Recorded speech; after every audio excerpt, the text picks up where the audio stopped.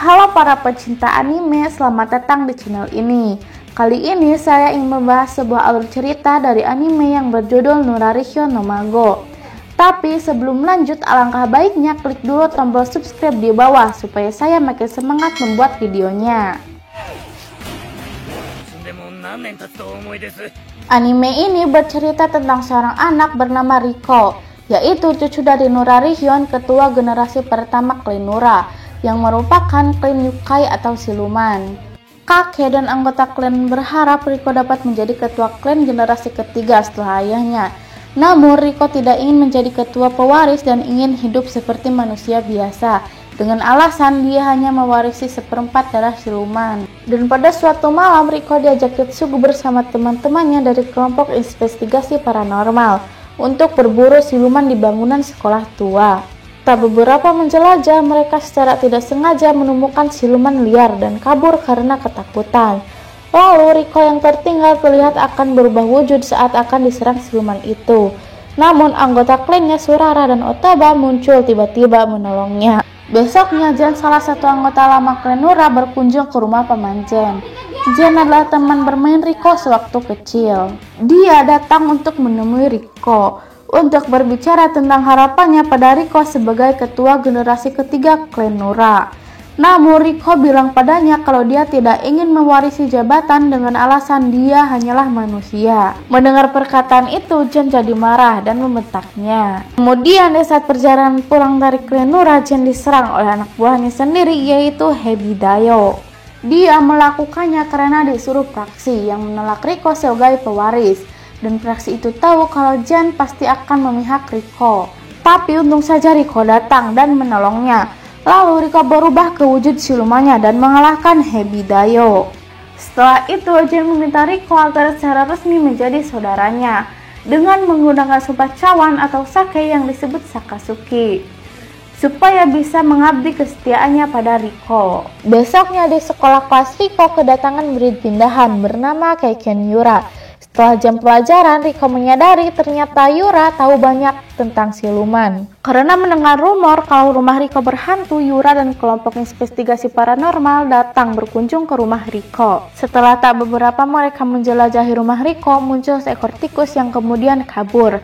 Melihat tikus itu, Yura dan Riko segera mengejarnya. Ternyata tikus itu adalah siluman, lalu Yura dengan cepat mengalahkan siluman itu. Setelah itu Yura memberitahu kalau dia seorang onmyoji atau pembasmi siluman yang dikirim keluarganya ke kota untuk menguji kemampuannya dalam membasmi siluman sebanyak mungkin. Kemudian di dalam perjalanan pulang dari rumah Riko, Yura dan Kana diserang dan diculik oleh siluman klan Kyuso. Mendengar kejadian itu, Riko segera pergi untuk menyelamatkan mereka.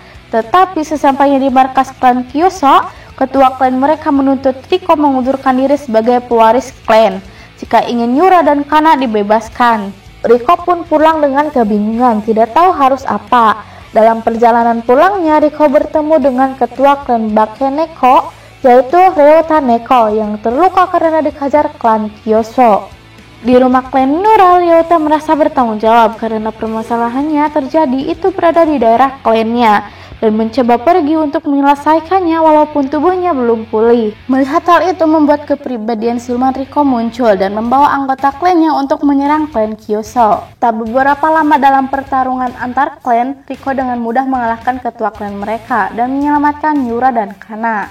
Besoknya Riko sakit karena terlalu banyak menggunakan kekuatannya. Di sisi lain, kakek Riko dan petinggi klan Nura membahas kebangkitan siluman Riko. Dan salah satu petinggi klan Gyuki meminta untuk diberi waktu untuk meneliti dan memikirkannya. Lalu di saat Surara merawat Riko, tiba-tiba teman-temannya datang untuk menjenguk.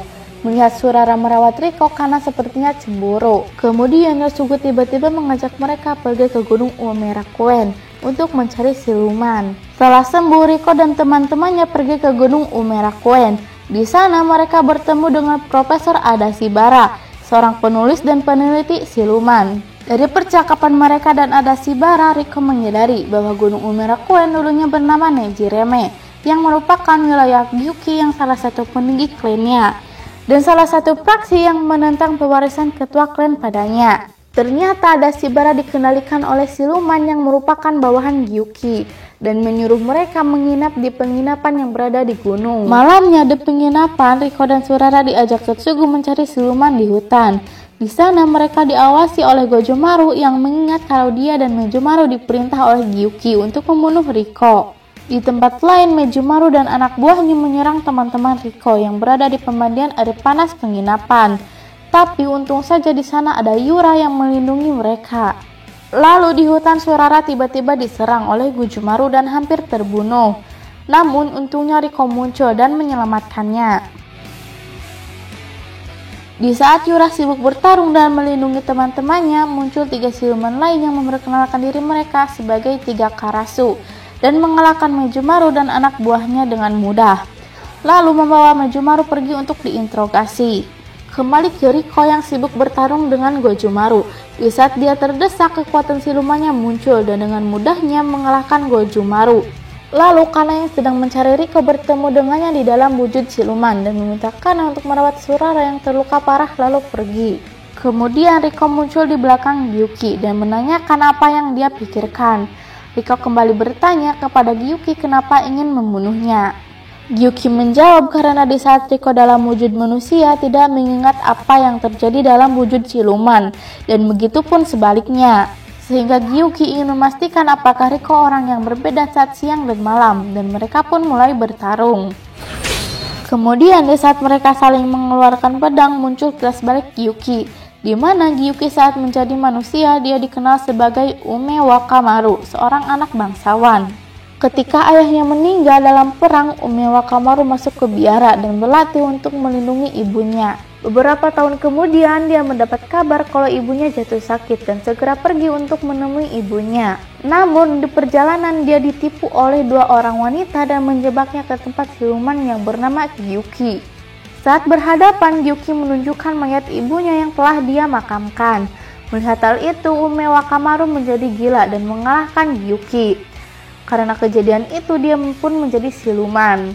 Setelah berpuluh-puluh tahun menjadi siluman, Ume Wakamaru sekarang dikenal sebagai Gyuki. Pada suatu malam, daerah kekuasaannya diserang oleh klan Nura, yang pada saat itu dipimpin oleh kakek Riko yaitu Nurarihyo. Setelah kalah dari klan Nura, Gyuki bergabung dengan klan Nura dan mengabdikan diri kepada kakek Riko. Kembali setelah kilas balik, Riko dan Gyuki pun bertarung. Beberapa saat kemudian Riko berhasil mengalahkan Gyuki. Untuk menebus kesalahannya karena melawan klan Nura, Gyuki memutuskan untuk bunuh diri. Namun Riko menghentikannya karena dia memiliki prinsip untuk tidak membiarkan anggota klannya mati. Besoknya kembali ke rumah klan Nura. Gyuki yang istirahat memulihkan diri kembali bertanya tentang perubahan wujud Riko, dan Riko mengaku dia mengingat semuanya baik dalam wujud manusia maupun siluman, dan sepertinya dia telah menerima dirinya sebagai siluman. Dalam pertemuan klan berikutnya, Riko telah membulatkan tekadnya dan mengumumkan bahwa menerima dalam posisinya sebagai ketua generasi ketiga klan Nura. Lalu memaafkan Gyuki dengan alasan tindakannya itu merupakan demi kepentingan klan. Apalagi wilayah Gyuki merupakan benteng barat klan Nura. Besoknya saat pulang sekolah, teman Riko yaitu Kana dikejar siluman cermin di saat hari ulang tahunnya. Saat Kana berusia 6 tahun, Kana menemukan cermin milik siluman, dan siluman itu berjanji akan membawanya pergi di saat hari ulang tahunnya yang ke-13. Sewaktu saat dibawa pergi, Riko datang dalam wujud siluman dan menyelamatkan Kana. Kemudian dia membawa Kana ke tempat nongkrong para siluman, yang di sana Kana melihat berbagai macam siluman yang mengubah pandangannya tentang mereka. Lalu besok paginya Kana bertanya pada Riko tentang siluman yang menolongnya. Dia tidak menyadari kalau itu adalah Riko, dan sepertinya Kana jatuh cinta dalam wujud silumannya. Besoknya kakek Riko meminta salah satu petinggi klan Nura yaitu Hihi untuk menyelidiki suatu kejadian di wilayah Bakeneko. Namun dia mati di saat penyelidikannya. Karena kejadian itu pengawal Riko dan petinggi klan langsung berangkat ke wilayah Bakeneko. Kemudian di saat kakek Riko berjalan di sekitar kota, dia bertemu dengan Yura dan mengobrol sebentar. Namun tiba-tiba mereka diserang oleh sekelompok siluman yang dipimpin oleh siluman angin. Yura dengan segera mengungsikan kakek Riko dengan shikigaminya ke tempat yang aman. Kemudian Yura mulai menunjukkan kekuatan yang sebenarnya. Melihat hal itu kakek Riko pun kagum.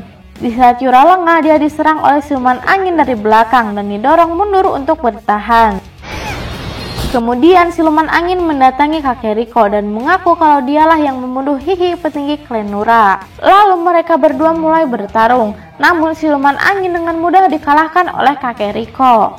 Di tempat lain, di saat Riko dalam perjalanan pulang, dia bertemu dengan Tamaju dan dia mengaku kalau dialah dalang sebenarnya dari semua penyerangan. Dia memberitahu Riko tentang ambisinya untuk menghancurkan klan Nura dan merebut wilayah kekuasaan klan Nura untuk pijakan bangkitnya kelompok mereka. Malamnya, kelompok Shikoku mulai meneror kota. Sementara itu di rumah klan Nura, petinggi klan dalam keadaan panik karena kakek Riko dan 5 petinggi mereka menghilang dan tak kunjung kembali. Malam berikutnya, klan Nura mengarahkan anggota klannya untuk mengawasi kota.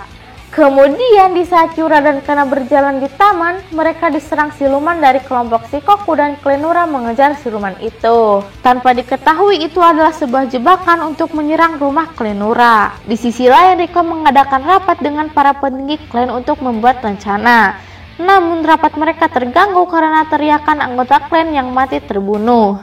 Riko segera mengejar siluman yang membunuh anggota klannya itu sampai di pintu gerbang rumahnya dan menemukan Tamaju dan anggota Shikoku berada di sana.